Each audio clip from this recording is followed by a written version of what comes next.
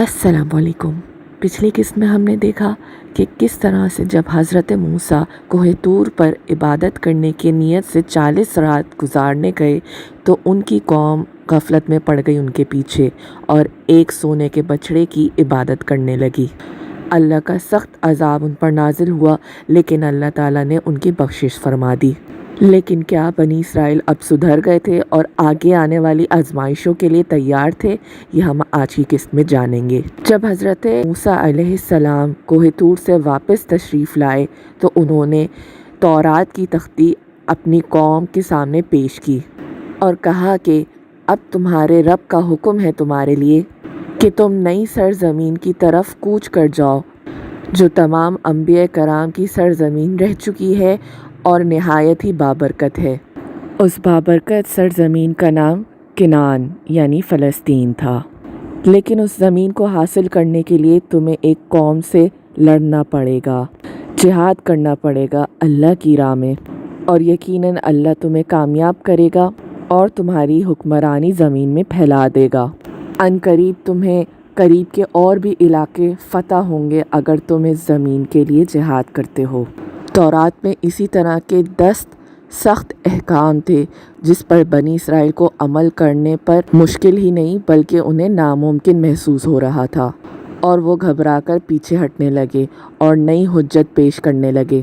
कहने लगे कि ए मूसा, हम कैसे मान लें, ये तौरात अल्लाह ताला ने ही आप पर नाजिल फरमाई है।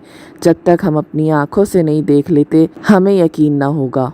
लिहाजा हम भी आपके साथ चलेंगे कोहे तूर पर और अल्लाह से हम कलाम होंगे।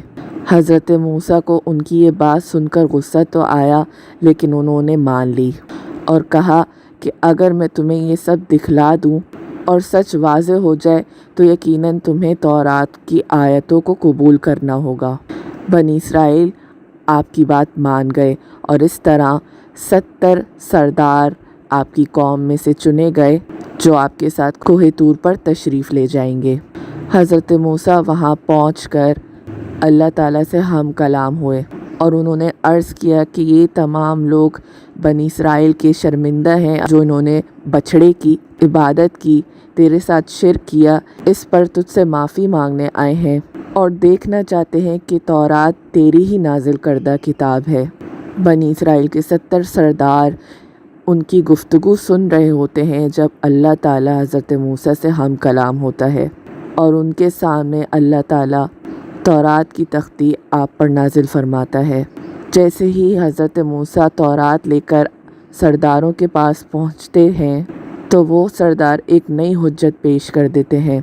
वो कहते हैं, मूसा, हमने तुम्हारी गुफ्तगू सुनी, लेकिन ये काफ़ी नहीं है। हम तेरे रब को देखना चाहते हैं और जब तक देखेंगे नहीं हमें यकीन ना होगा। हज़रत मूसा का चेहरा गुस्से से सुर्ख हो जाता है और वो अपनी कौम के सरदारों को समझाते हैं कि ऐसी दरख्वास्त ना करो।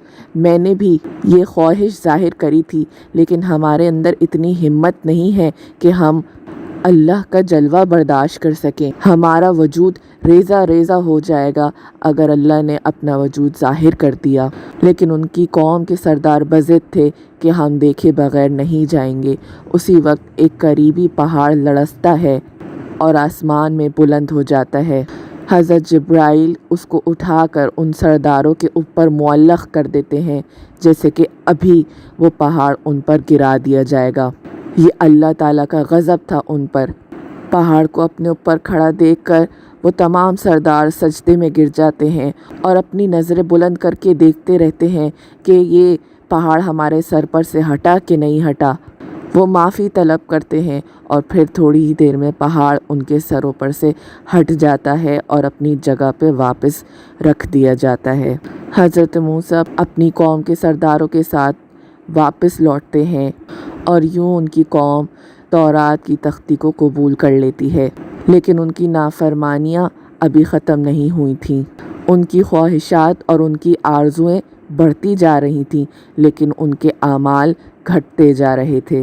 वो तौरात के अहकामात को कबूल करने में हिचकिचाते, उससे पीछे हटते, जिसकी वजह से कभी बिजली का कड़ाका उन्हें आ घेरता, जिसकी वजह से उनके سرداروں کی اسی وقت موت ہو جاتی۔ حضرت موسیٰ نے اللہ سے دعا کری کہ اے اللہ، اگر تو یہ پہلے ہی کرنا چاہتا ہوتا تو یہ کر بیٹھتا، لیکن فی الحال میں اپنی قوم کو کیا جواب دوں گا لوٹ کر جب وہ پوچھیں گے کہ ہمارے سردار تیرے ساتھ گئے تھے اور واپس تو اکیلا آ رہا ہے؟ یہ تو میری گواہی کے لیے آئے تھے اور تو ہمارے سرداروں کو ہی پیچھے چھوڑ آیا۔ یوں اللہ تعالیٰ ان کی دعا قبول فرماتے ہیں اور انہیں واپس سے زندہ کرتے ہیں۔ زندہ ہوتے ہوئے وہ ایک دوسرے کا مشاہدہ کر رہے ہوتے ہیں کہ کس طرح سے موت نے انہیں آ پکڑا اور واپس زندگی ملی، لیکن اس کے باوجود بھی ان کی سرکشی میں کمی نہیں آئی بلکہ بڑھتی ہی گئی۔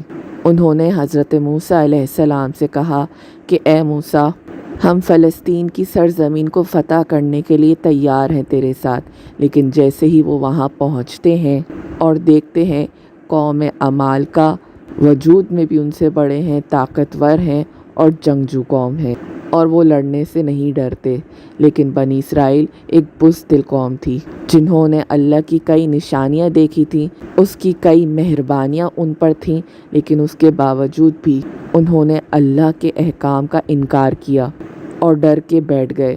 وہ کہنے لگے حضرت موسیٰ سے کہ اے موسیٰ، آپ اور آپ کا رب جائیں اور لڑ کر آئیں، ہم تو یہیں بیٹھے ہوئے ہیں۔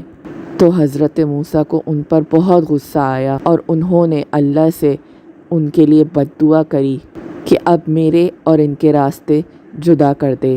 یوں اللہ تعالیٰ نے ان پر اپنا غضب نازل کیا اور وہ میدان تیہ میں 40 سال تک بھٹکتے رہے۔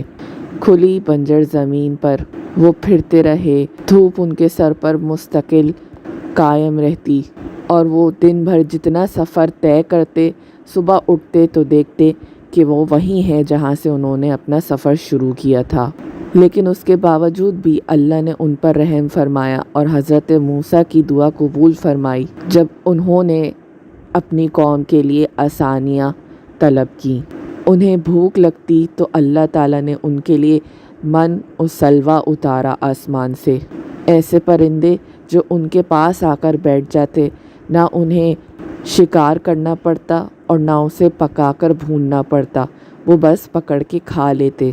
اور من ایک ایسی نعمت تھی جو شبنم کی طرح سے گرتی اور پتوں اور جھاڑیوں میں جا کے جم جاتی، جسے وہ لوگ جمع کر لیتے اور پھر اس دن کھاتے۔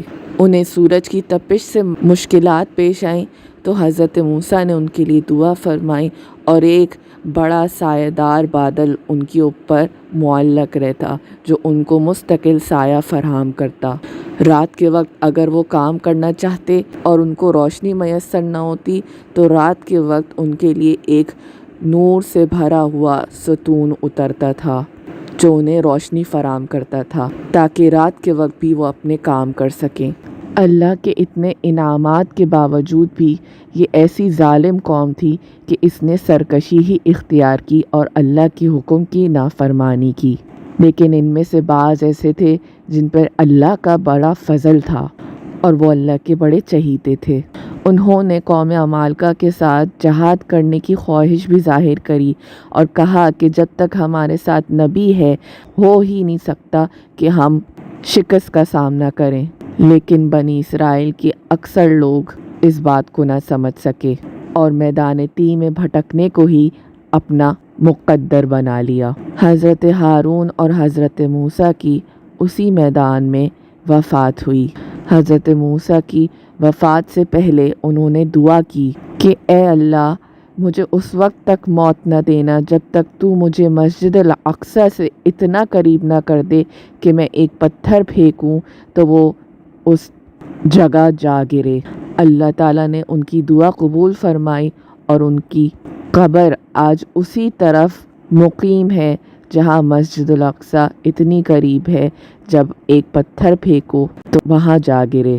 حضرت موسیٰ کی وفات کے بعد بنی اسرائیل کے لوگوں کو کچھ عقل آئی اور انہوں نے اسی میں اپنی بقا سمجھی کہ وہ جہاد کریں، اور آخرکار انہوں نے اللہ سے دعا کی، جہاد کرنے کی خواہش ظاہر کری تو اللہ تعالیٰ نے ان کی یہ دعا قبول فرمائی۔